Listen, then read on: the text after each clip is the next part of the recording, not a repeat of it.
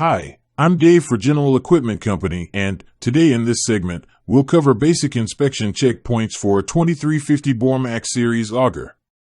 These inspection checkpoints should be performed each time before placing an auger into operation or when renting if you are a dealer.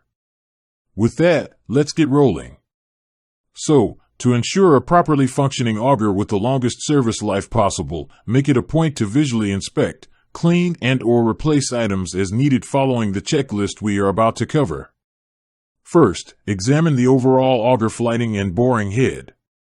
Flighting edges should be the same basic diameter the full length of the auger and not taper over its length, becoming smaller as it approaches the boring head. A quick measurement from the auger axle to the outside edge of the flighting near top and bottom of the auger can determine if any taper is present. In addition, the boring head should have the full blade mounting position intact. If the flighting or boring head is severely worn not meeting these requirements, remove the auger from service and discard it. Moving forward, examine the screw bit cutting edges. If they are dull, they can be resharpened on a standard Auger shaft grinder. If the fishtail tips are completely worn away, the screw bit will need to be replaced. Next, inspect the auger blade. Make sure it has the correct number of retaining bolts and lock nuts holding the blade in place. Firmly tighten these if they are loose or replace them if they are worn or missing. 4, 6, and 8-inch diameter augers require 2 sets of bolts and lock nuts. 10 and 12-inch diameter augers require 3 sets. From a wear perspective, if the blade cannot be secured using the specified number of bolts and nuts, the auger is worn beyond useful service life and must be removed from service and discarded. If the outside edge of the blade is worn even with the outside edge of the boring head and/or some of the blade teeth are worn away, you will need to replace the blade.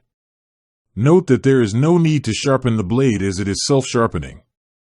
Finally, check the entire auger for external damage or cracking. Also, check to make sure that the auger axle or flighting is not bent. To determine if the auger axle is bent, place the auger on a flat surface such as a workbench and roll it back and forth. As you roll the auger, check to see if a gap appears between the auger flighting edge and the bench top. Check the gap height by sliding a 1/4-inch thick gauge made of wood, metal, or plastic into the gap.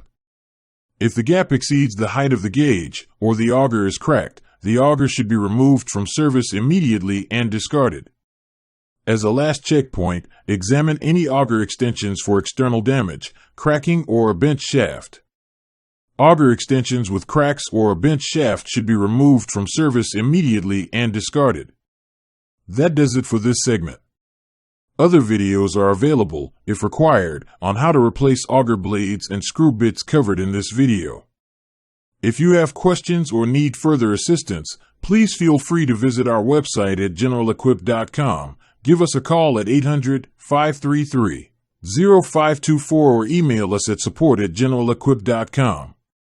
We are here to make you successful and will be glad to help you in any way possible.